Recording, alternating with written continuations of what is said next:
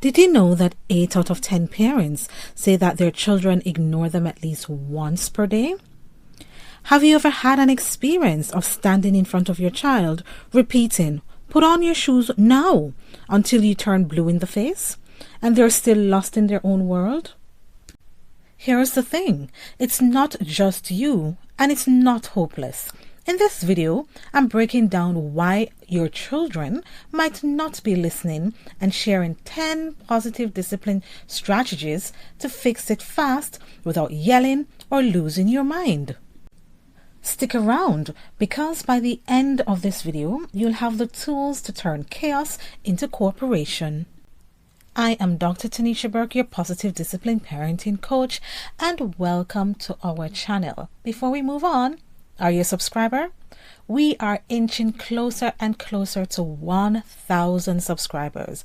And so, if you're not a subscriber, we encourage you to join our growing community from around the world.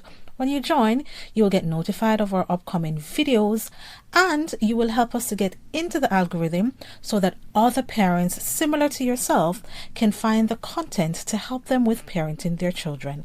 Thank you so much for subscribing. As a parent, few things are more frustrating than feeling like your children just aren't listening. You repeat yourself, raise your voice, and even resort to threats, but nothing seems to work. The good news? It's not hopeless, and you don't have to keep spinning your wheels. By understanding why your children might not be listening and applying positive discipline strategies, you can turn things around and foster a more cooperative and peaceful home. Let's dive into the reasons behind the disconnect and explore actionable tips to fix it starting today. Before we jump into solutions, it's worth understanding why your children might tune you out. Listening isn't just about hearing words, it's about connection, comprehension, and motivation. So here are some common reasons children don't respond. The first reason children don't listen is that they may feel overwhelmed or disconnected. Constant commands like "do this" or "stop that" can overwhelm children, especially if they don't feel emotionally connected to you in the moment. Without a sense of trust or warmth, they're less likely to cooperate. The second reason for not responding is your tone or delivery isn't engaging. Children are sensitive to how we speak. A harsh tone, nagging, or vague instructions can make them shut down or rebel instead of respond. The third reason for not listening is that they don't understand the why. If children don't see the purpose behind a request, like "put your shoes away," they might not feel motivated to act. They're not mini robots. They need context. The fourth reason is that they test boundaries. Ignoring you might be their way of asserting independence or seeing what they can get away with. It's normal, especially as they grow, but it can drive you up the wall if you don't address it.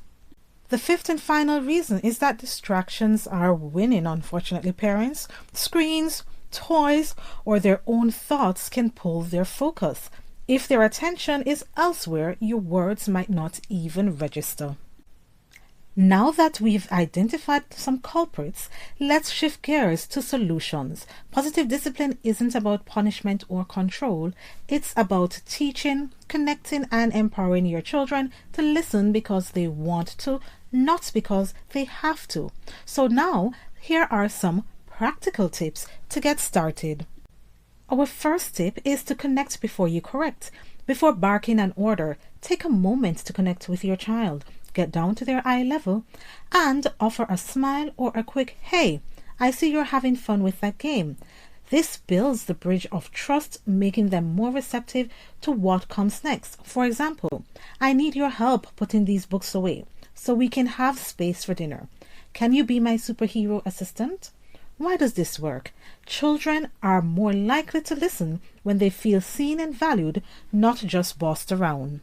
Our second tip to getting children to listen is to use calm, firm voice. Ditch the yelling or pleading. A calm, confident tone shows that you mean business without escalating tension. Instead of, "How many times do I have to tell you to clean up?" Try, "It's time to clean up now. Let's do it together." Pair it with a gentle touch, on the shoulder if they're distracted. Here's why it works. A steady tone keeps the situation under control and models self-regulation. Sometimes children need to learn too. Tip 3 is to give clear, simple directions. Children tune out long-winded lectures or vague requests. Break it down and be specific. For example, swap clean your room for instead, please put your clothes in the hamper and your toys in the bin. For younger children, one step at a time is even better. First, let's pick up the books. Here's why it works. Clear instructions reduce confusion and give them a doable starting point.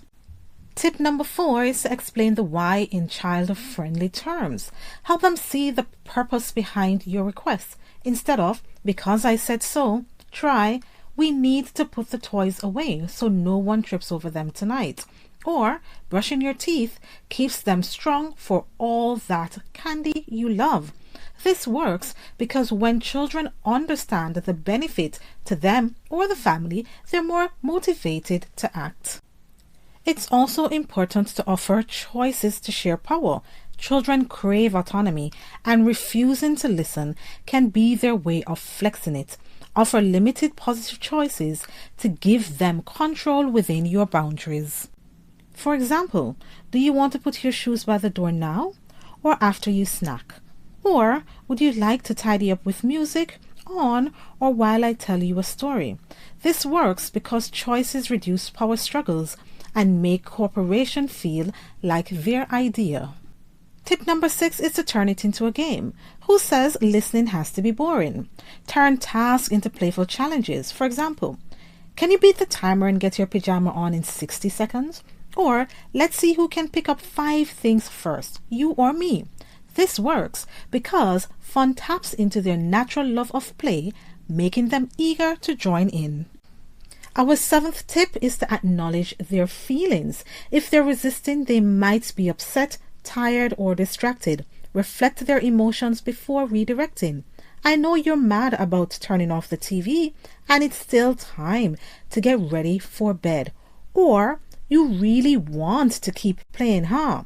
Let's finish this round, then head to dinner. This works because validation shows you are on their team, not just against them, which lowers defenses. It's also important to model listening yourself. Children learn by watching us. If you interrupt them, ignore their requests, or dismiss their chatter, they'll mirror that back.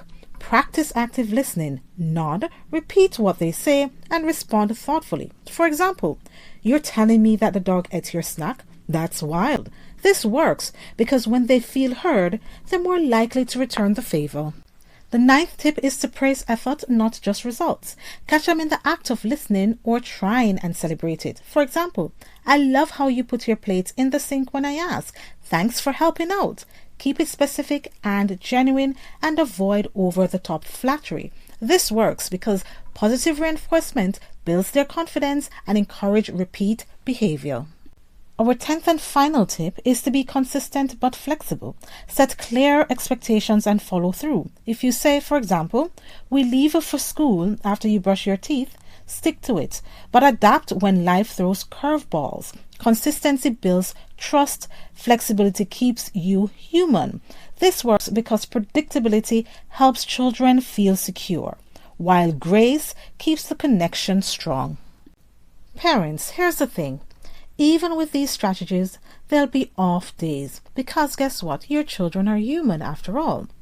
When they dig in the heels, here are some additional tips that you can utilize. It's important to pause and breathe. Step back to avoid a power struggle. A calm parent is a powerful parent. You can also focus on natural consequences. Let safe, logical outcome teach them. If they won't put up their toys, these might be taken away for the day. And you might need to revisit later. If emotions are high, say for example, we'll talk about it when we're both calm and circle right back. Getting your children to listen isn't about quick fixes. It's about building a relationship where cooperation flows naturally. Positive discipline takes patience and practice, but the payoff is huge. A home where everyone feels respected, heard, and valued. Start with one tip today, maybe connecting before correcting, or turning a chore into a game, and watch the shift begin. Parents, we'd love to hear from you. What's your biggest listening challenge with your children? Drop it below in the comment section and let's troubleshoot it together. You've got this, parents. Let's make listening a win for everyone. We are now at the end of our video on understanding why our children don't listen and also learning the positive discipline tools that you can use to change that. Now, if you have friends or family who you think may benefit from this video or any of the videos on this channel, please share this channel with them. Thank you so much for joining us, and goodbye for now.